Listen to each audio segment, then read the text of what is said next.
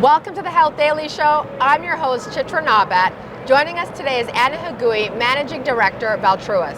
Anna, welcome. Thank you so much for having me. Anna, tell us about Valtrius and what's unique and different about your firm and investing approach. Yeah, so Valtrius is essentially a strategy inside of Welsh, Carson, Anderson & Stowe, which is a middle market private equity fund based in New York, where our focus is value-based care. So we are taking a macro approach to what we think are the shifts in healthcare and trying to partner with companies that are truly embracing this idea of getting closer to the patient with real risk to be able to manage patients and populations better than the fee-for-service system does today.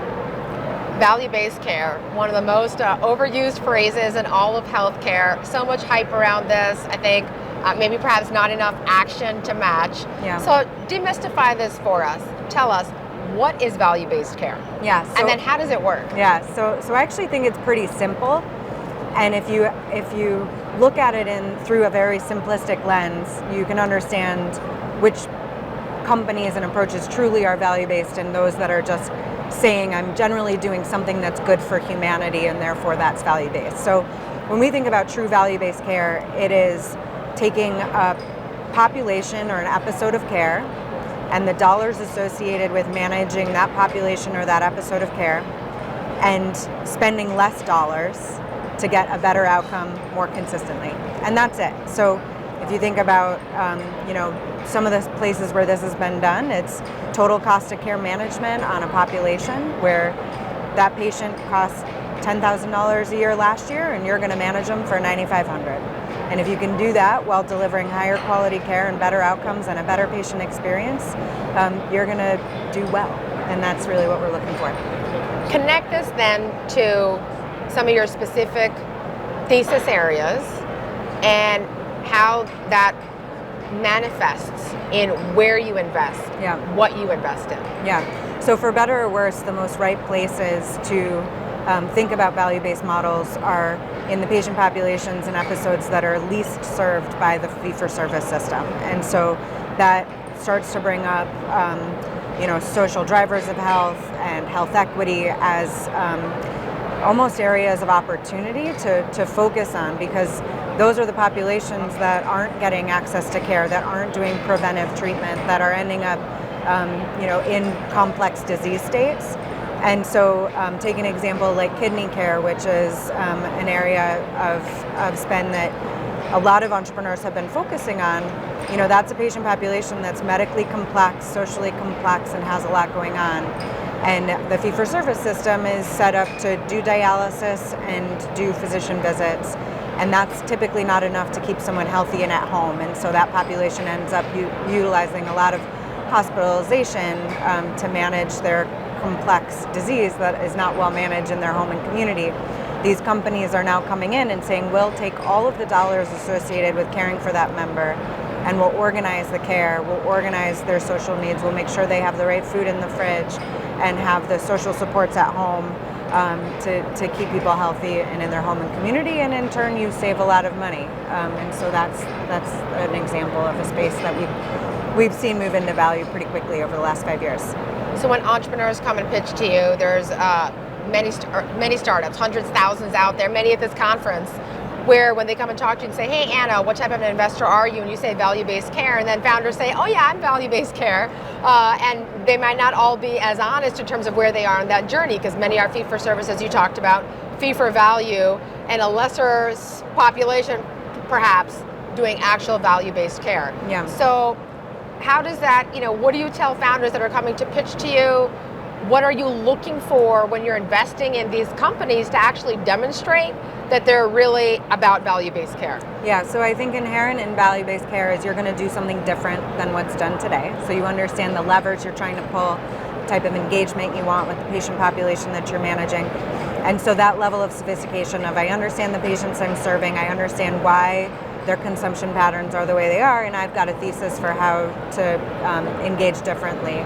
But I also think it's a willingness to step into risk. So we think about the most comprehensive, the most interesting value-based models are those that are looking at patients comprehensively. So they are not an app, they're not a small program. They're saying, I want it all. I'm going to figure out how to manage all of the complexity that comes with taking it all.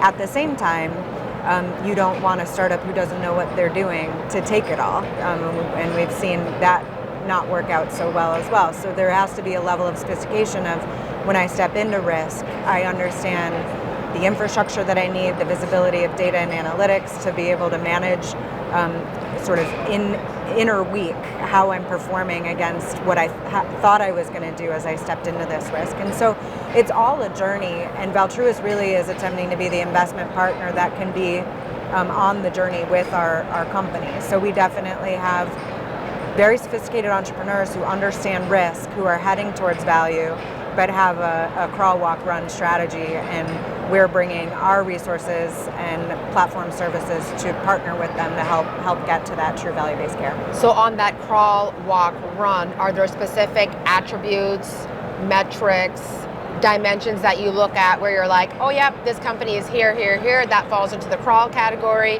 or the walk category, or the run category, and then you're like, yep, we're going to invest, we're going to get behind this company?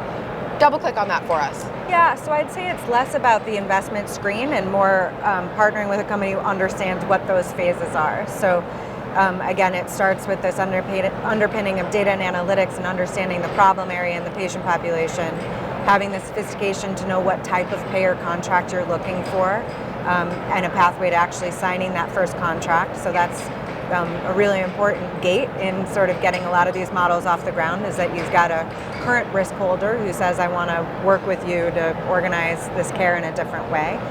And then again, like over time, as models mature, you're really starting to get to a very precise perspective on which patients to engage, how to engage them, and what you need to do once you have them engaged in care. And that's a journey, and we'll invest across that entire journey, but with teams who understand those phases and how to take a company through those phases. Anna, let's get into leadership in life, career, business. There are rules, codes, norms, and how things are done. Where have you been a code breaker in your career, life journey, and how did you do it? Yeah, it's interesting because I had the benefit of becoming an investor in a bit of like a environment where there wasn't a lot of pressure, maybe. I was a young, like freshly minted MBA who sort of found myself in an investing role in partnership with the Blue Cross Blue Shield plans across the country as we launched the Blue Venture Fund in 2008.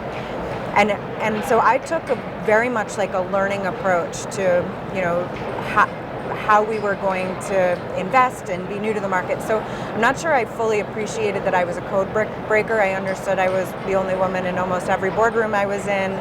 There weren't that many people that looked like me that I would come across at conferences and places that I was spending time.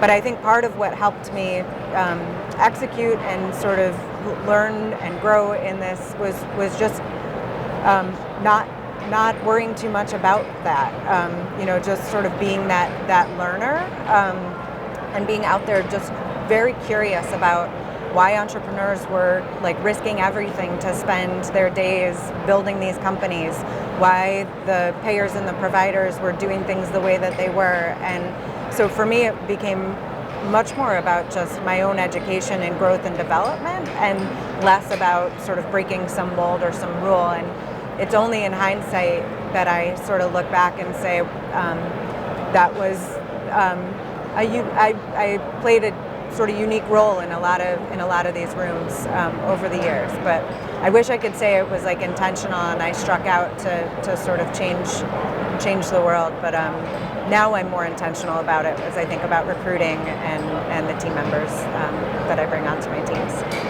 Anna, thank you so much for joining us. Thanks for having me.